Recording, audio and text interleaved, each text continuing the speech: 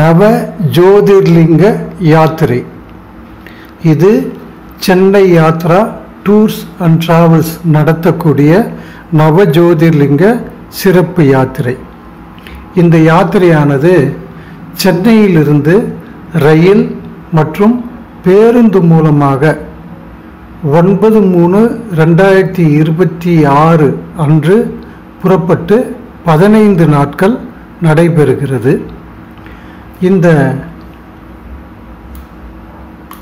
யாத்திரையில் நாம் பார்க்கக்கூடிய 9 ஜோதிர்லிங்கங்கள், மொத்தம் இருக்கக்கூடிய 12 ஜோதிர்லிங்கங்களில் 9 ஜோதிர்லிங்கங்களை ஒரு சேர தரிசனம் செய்து அருள் பெறக்கூடிய ஒரு சிறப்பு யாத்திரையாக இது அமைந்திருக்கிறது. முதலில் ஆந்திராவில் உள்ள அருள்மிகு மல்லிகார்ஜுனர் தரிசனம், ஸ்ரீசைலத்தில் இது இருக்குது, அவரை தரிசனம் பண்ணுறோம். மகாராஷ்டிரா மாநிலத்தில் அமைந்துள்ள பீமா சங்கர் என்ற இடத்துல இருக்கக்கூடிய அருள்மிகு பீமா சங்கர் ஜோதிர்லிங்கம் தரிசனம் பண்ணுறோம். திரியம்பகேஸ்வரர் என்ற இடத்துல இருக்கக்கூடிய அருள்மிகு திரியம்பகேஸ்வரர் தரிசனம் ஜோதிர்லிங்கம் தரிசனம் பண்ணுறோம். அடுத்ததாக கிருஷ்ணேஸ்வர் ஜோதிர்லிங்கம் தரிசனம் பண்ணுறோம். பர்லியில் இருக்கக்கூடிய அருள்மிகு பர்லி வைத்தியநாதர் ஜோதிர்லிங்கம் தரிசனம்.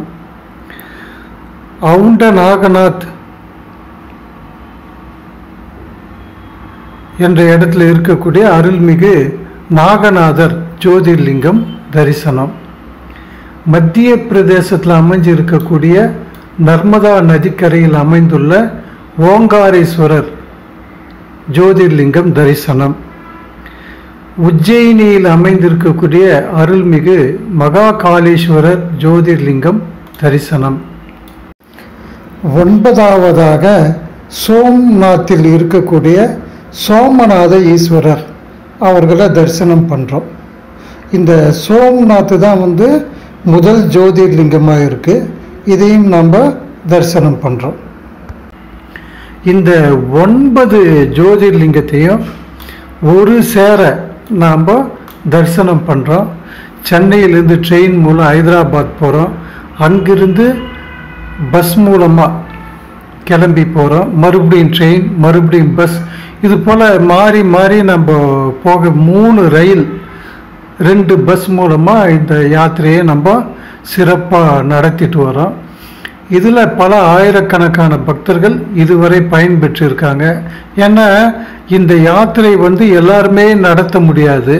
இதில் ட்ரெயின் இருக்குது, பஸ் இருக்குது, அதனால் ஒரு சிறப்பாக ஏற்பாடு பண்ணால் மட்டும்தான் இந்த யாத்திரையை நடத்த முடியும்.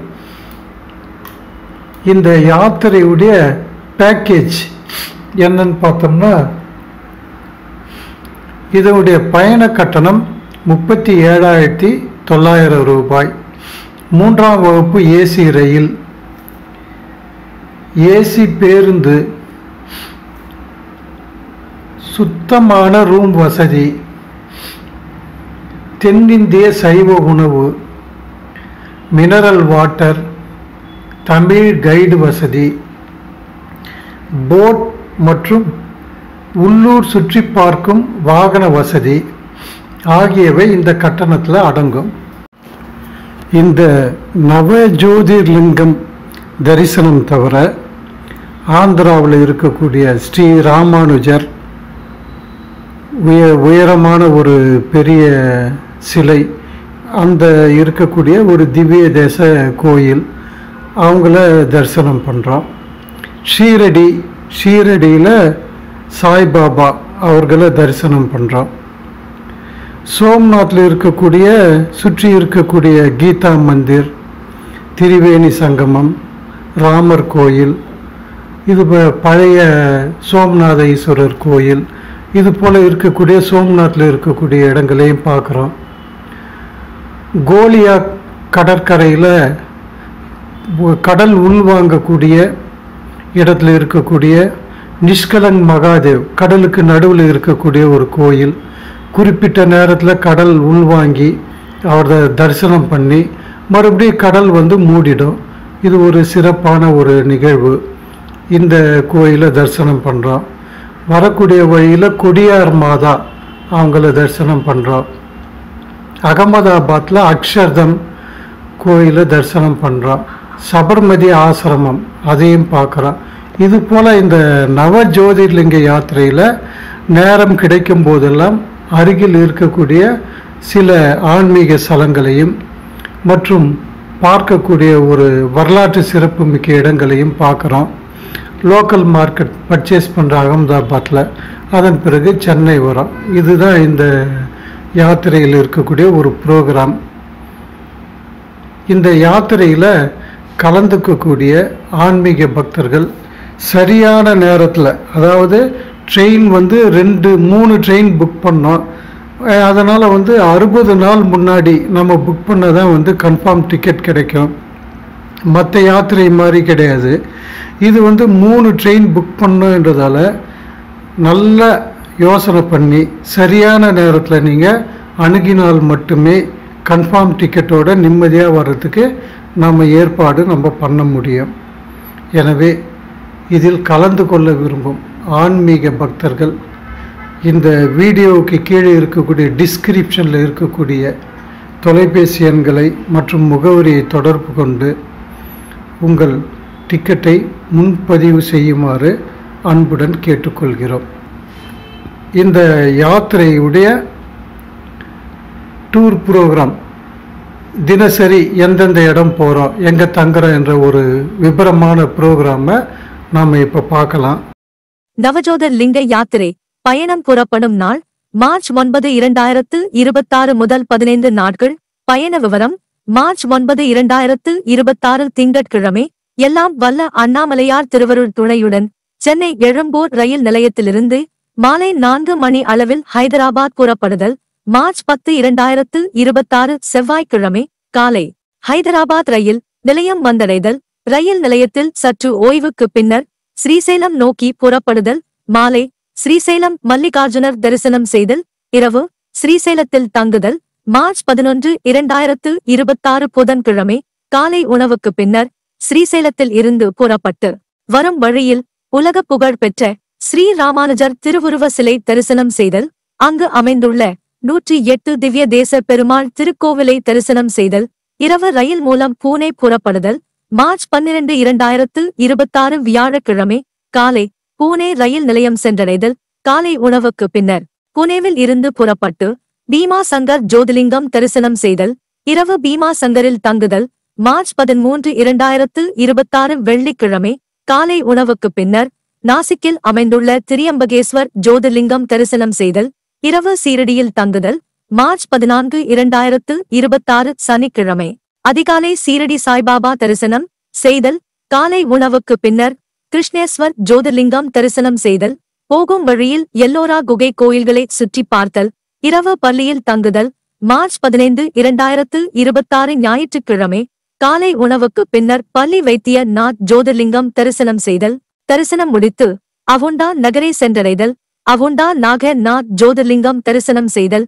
இரவு மத்திய பிரதேஷ் மாநிலம் இந்தூர் புறப்படுதல். மார்ச் 16, 2026 திங்கட்கிழமை காலை ஓம் காரேஸ்வர் சென்றடைதல். நர்மதா நதியில் புனித நீராடுதல். படகு மூலம் சென்று ஓம் காரேஸ்வர் ஜோதிர்லிங்கம் தரிசனம் செய்தல். மதிய உணவுக்கு பின்னர் உஜ்ஜயினி சென்றடைதல். இரவு உஜ்ஜயினியில் தங்குதல். மார்ச் 17, 2026 செவ்வாய்க்கிழமை அதிகாலை உஜ்ஜயினி மகா காலேஸ்வரர் தரிசனம் செய்தல்.